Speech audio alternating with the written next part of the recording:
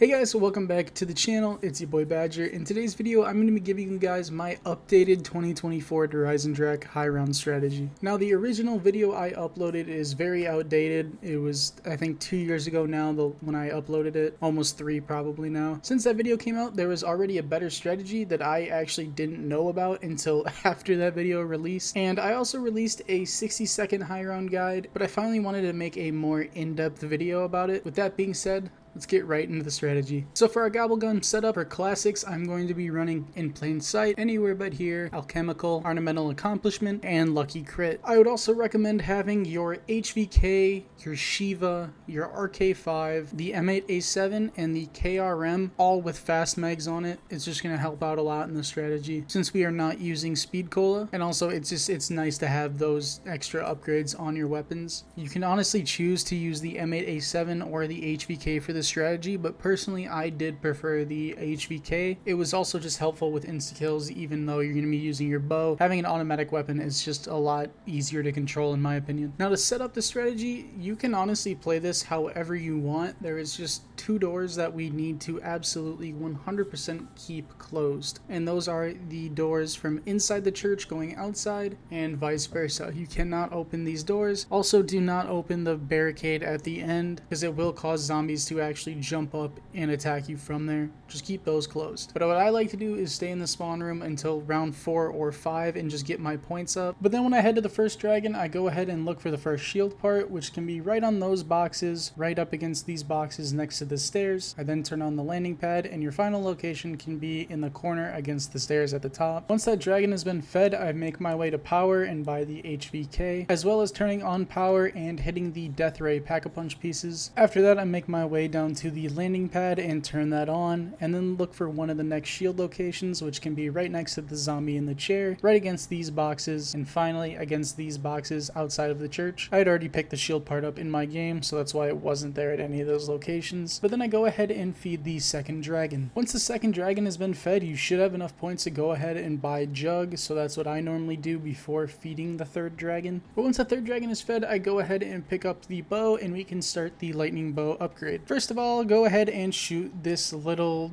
compass thingy on top of the death ray. I'm still not sure what it is, and this game came out in 2015. Go ahead and pick up your arrow and then make your way over towards the clock tower. The first bonfire you have to shoot for the lightning upgrade is right to the left of it. It's not a very hard one to hit, but since we also need electric cherry for this strategy, if the Wonder Fizz is next to the clock tower, I go ahead and spin it once to see if I can get electric cherry. In this game, I ended up getting electric cherry, but you're not always going to get it on your first try. Next, head to the urn room, which is also where the Elcar wall buy is and where we picked up our first shield part. You can actually hit both bonfires from this same spot that I'm standing. The one that's further out is honestly a lot harder to hit. The closer one is very easy to hit. All you need to do is line up your crosshair in between the mountains and basically just tap your shoot button while moving your bow around a couple of feet to the left and right and up and down and all that until you finally see the smoke and the fire come up. I'm still not sure where the actual precise location you need to aim is, but normally I just line it up in that order and it usually hits. For the further away one, I like to line up my crosshair with the actual bonfire itself, and then I just go up to where I see the corner of the wall sticking out, and then once the bonfire in the corner of the wall line up, that's when I actually just take the shot. And then if I'm able to, I'll just look and see if it goes over, if it goes,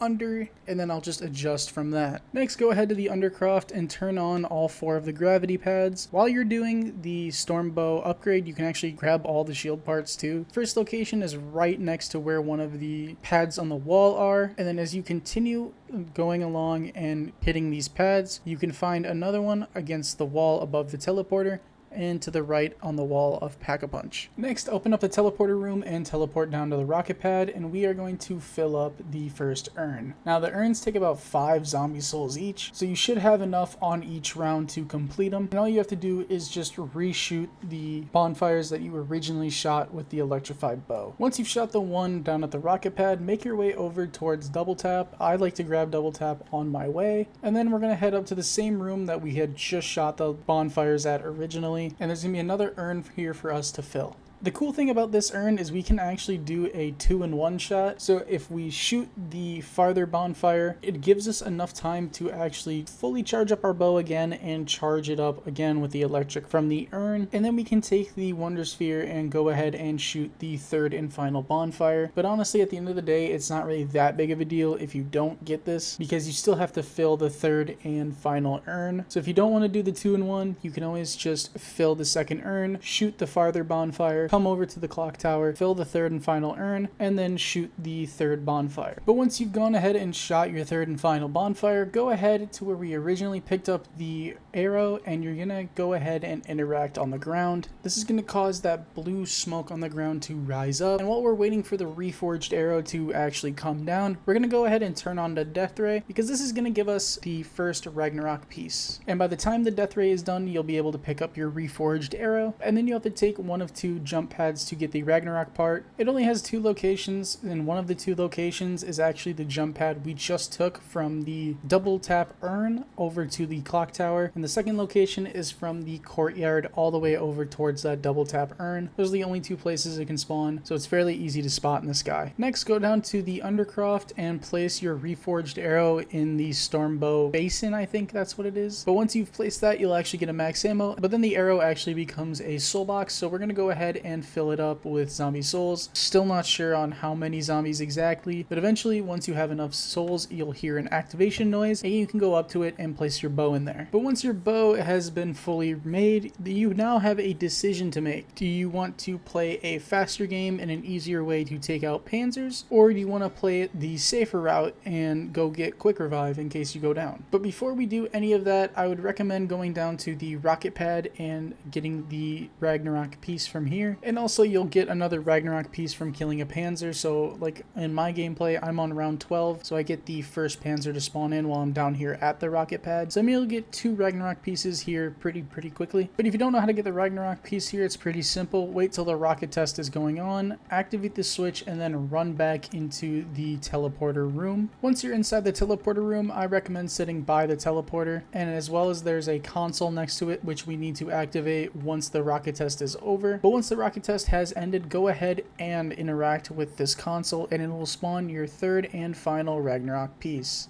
I would also recommend teleporting the PAP parts, which are right on the top of the rocket. This way we can eventually just spawn the Pack-a-Punch in when we're ready to Pack-a-Punch, and we don't have to go looking around the map for it. It just makes life a lot easier. Now personally, I opted to get Meal Kick in this game, but you can run Quick Revive instead. It is honestly just a personal preference. In the higher rounds, an HVK can take out a Panzer in 2 full clips at the death ray trap, but the KRM can also do the same, and it is honestly, I think, probably a little bit faster. Plus, you get to have turned on one of your guns, which always speeds up your games. So realistically, it's just to pick your poison. If you grab Meal Kick, go ahead and pick up a KRM. If you're grabbing Quick Revive, just go ahead and Pack-a-Punch your HVK until you get Dead Wire on it. But this strategy is genuinely really easy. I currently have 3 stitches in my finger and can't feel the top of it, and I was able to get round 100 really easily in this strategy. So personally, I would recommend just grabbing the KRM and putting turned on it and your HVK with Dead Wire. Next, go ahead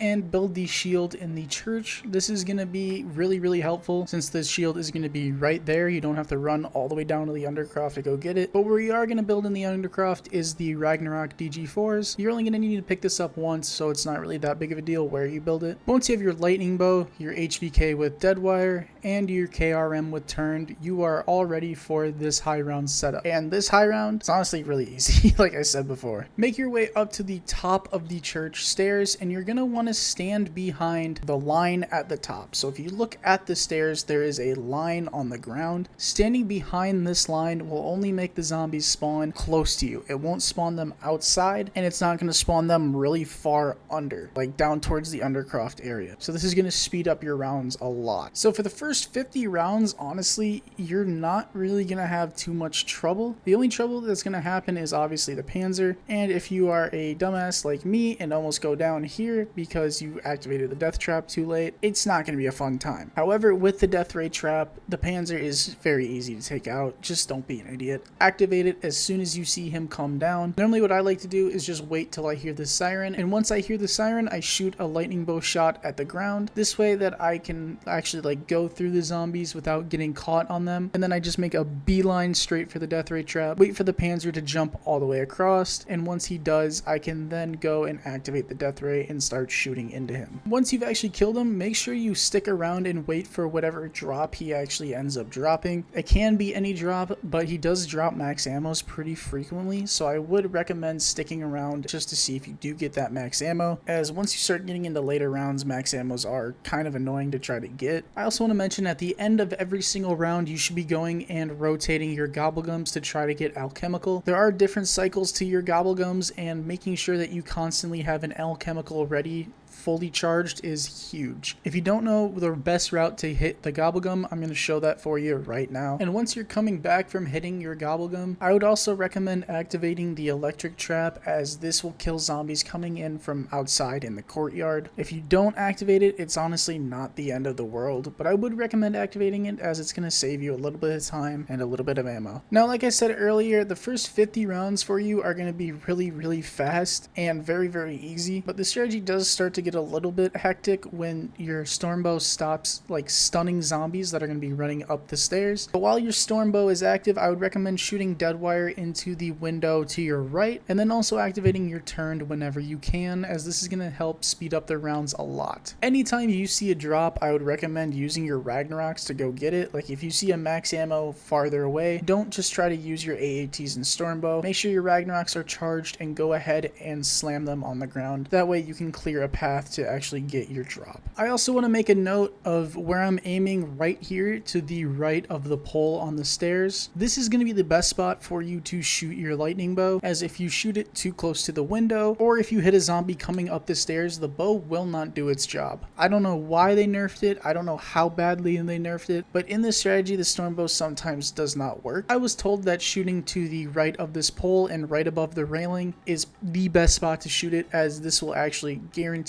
almost guarantee you that the Stormbow will do its job. I would also recommend shooting in this spot whenever you have an alchemical. I would recommend shooting there, and also where these zombies come out of the barricade on the right side. You don't necessarily have to shoot at them on the right side, it's just going to help speed up rounds. But shooting in that spot above the railing is honestly going to be your best bet just in general. So if you want to only use one bow shot per alchemical essentially, and not just spam your storm shots, that's going to be the best spot for you. Now let's get into the high round strategy. There's a couple different ways you can run this, and I would recommend starting this strategy or using the strategy whenever your Stormbow just does not work. But for the most part, when your Stormbow's working, you're going to be shooting your Deadwire into the barrier to your right. This will kill any zombies coming out of that barrier, and it also means that the zombies are going to spawn in faster, meaning more kills for you. Whenever your Stormbow stops working or just doesn't work correctly, which happens a lot on this map, you're going to pull out your Ragnaroks and slam forward. Try not to go down the stairs too much. If you go down the stairs a little bit, that's alright, but just back up as soon as you slam. All the zombies will be stuck at the bottom of the stairs, and then you can go ahead and shoot into them with your Deadwire. And if any zombies are missed by your Deadwire, you can go ahead and reload with Electric Cherry, and this will stun them in time for you to get your Ragnaroks back. And once you get your Ragnaroks back, it's essentially just a rinse and repeat. Just make sure you're paying attention and just don't be stupid when you're using your Deadwire, as it can lead to situations like this where you will need to essentially clutch the rest of your game up. Using the railing is really helpful. All you got to do is wait till some zombies come up. You're going to reload with your Electric Cherry, and when your Electric Cherry goes off, it's going to stun all the zombies on the stairs, allowing your Deadwire to fully recharge. And once it's recharged, you shoot into those zombies, you'll get your Ragnaroks back, you can slam them all out of the way, and by the time that's all done, you can then shoot your Deadwire into them at the bottom of the stairs, and you'll have your Ragnaroks back. And then again, it's just this loop of using your Deadwire and your Ragnaroks weapons to essentially their best potential. Because you're slamming, you're not going to be using a lot of charge time from your Ragnaroks, and because Deadwire kills up to, I think it's 9 zombies, you're able to get your Ragnaroks back really fast. If you have ammo in your Stormbow and you actually have a chance to take a shot at the bottom of the stairs, I would recommend doing that, as this is also going to kill more zombies than just your Deadwire would. I also recommend shooting your turn zombies as often as you can. But yeah, the strategy itself is pretty simple. If you ever need HVK ammo, always just go ahead and buy it once you get Gobblegum, because you're going to be right there. Might as well just buy it while you're there. Any questions you guys have, leave below in the comments, and I will see you guys in the next one. Peace. Bonnie and Clyde down in California, fall in love on the run, trying to make it to Cabo. Romeo with a